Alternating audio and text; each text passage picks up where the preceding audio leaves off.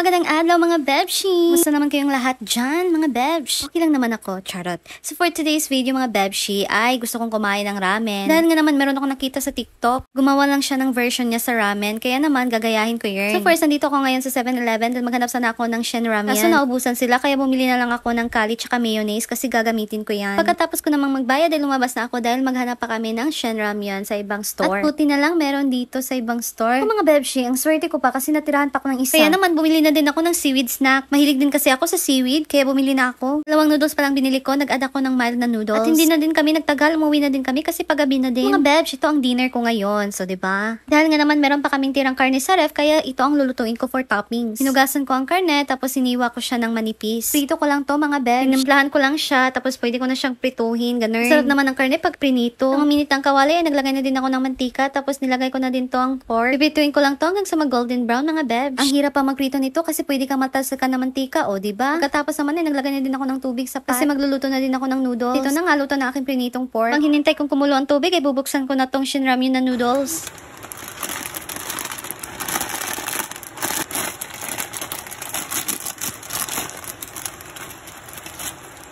At nang kumulo na mga bebsya, nilagay ko na kagad ang noodles. Sa pagluto naman nito ay follow the instruction lang. At nasa sayo na kung gaano kalambot ang gusto mong noodles. Sa akin gusto ko yung sobrang lambot, ganun. First time ko tong itry mga bebs, kaya naman excited ako kung anong lasa nito. Tagal na kasi akong gustong kumain ng ramen, yung pure talaga na ginagawa nilang ramen, ganun. Kaso wala kasi yan dito sa amin, nasa city lang yan, tapos malayo ang city namin, kaya go na lang tayo dito, diba, ganun. At naluto na nga ang noodles ko mga bebs. Kaya naman sinimulan ko na ding i-mix ang mayonnaise, tapos ang itong mixture ng noodles. Mix mo lang ng mix hanggang sa mag-blend siya, ganun. Shoutout naman sa braso kong malaki. Ay, uy! Pagkatapos mo namang na-mix, ay pwede mo nang ilagay ang egg yolk. Yes, mga bebs, isang egg yolk lang ang gamitin natin. Pagkatapos naman, ilagyan mo ng konting sabaw. And then, mix mo lang siya ng mix hanggang sa ma-mix na lahat. O, nang na-mix na, ay pwede mo na ding i-add ang noodles. Konting sabaw lang muna ang nilagay ko dahil baka aapaw. Tsaka na ako nag-add ng sabaw, o, diba? Very madali lang talaga tong gawin. Kung gusto nyong pandalian lang, o sige, pwede na to, ganun. Wow, para talaga siyang ramen na ramen. Sa sabaw pa lang niya, ay para siyang creamy tingnan, o, diba? Nag-add na din ako ng boiled egg. Tapos naman ay inilagay ko na din tong seaweed. Pinili ko palang flavor nito ay cheese. At nang nabuksan ko na ay naglagay na din ako ng 3 seaweed. Yes, dapat talaga i-arrange mo. Para naman pag i-present mo ay maganda siyang tingnan, di ba mga bebs? At nag-add na din ako ng spring onion. Kayo nang bahala mga bebs kung ano pang gusto nyong i-add na toppings. And then nilagay ko na din ng prinito kong pork. Di ba mga bebs? Ang gandang tingnan, pang malakasan. Uy, para talaga akong umorder sa mga restaurant na nagsiserve ng ramen, di ba? Syempre naman mga bebs, hindi dapat mawala ang rice. So, di ba? Ganun. So what's next? It's kainan time!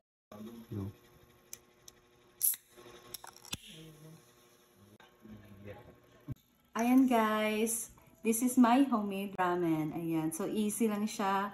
Nilagyan ko lang, bumili lang ako ng Shen Ramen na noodles, and then bumili ako ng nori sheet or seaweed and boiled egg, tapos nagprito ako ng pork. So, andali lang, nilagyan ko lang siya ng mayonnaise, tapos yung mixture niya sa noodles, and that's it. So, it's tikiman time. Kakain ako kasi naglalaway na ako guys. Kanina pa ako nagugutom, char. Go. So, of course, hindi mawala ang rice. Rice with seaweed and my drinks, kali. So, perfect na perfect yan. Perfect. And let's eat. Hindi ko marunong magkain.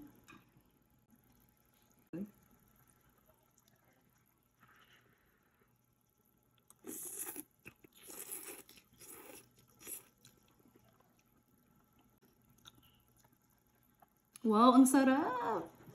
My God, guys. Ang sarap.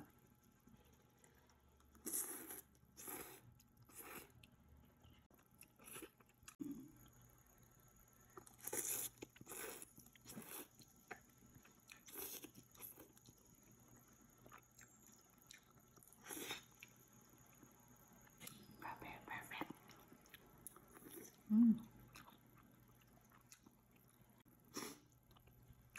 Sarap.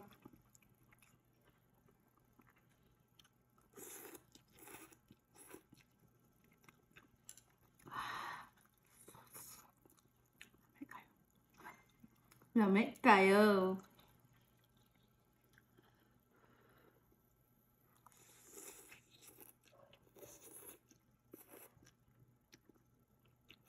My best. And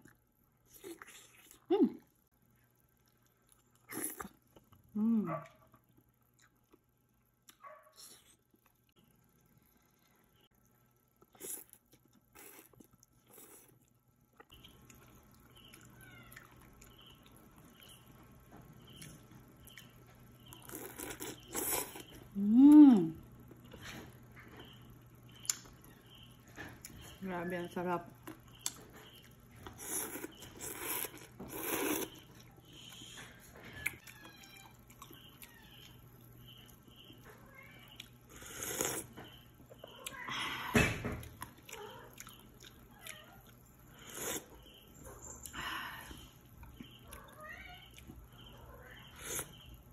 Kali.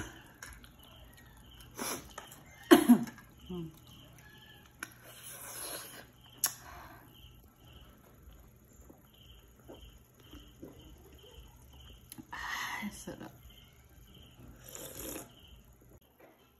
So, i-try natin lagyan ng sabawang rice. Kasi ang sarap guys, grabe. Pwede nyo itong i-try. Try nyo na. Kung meron kayong ramen dyan.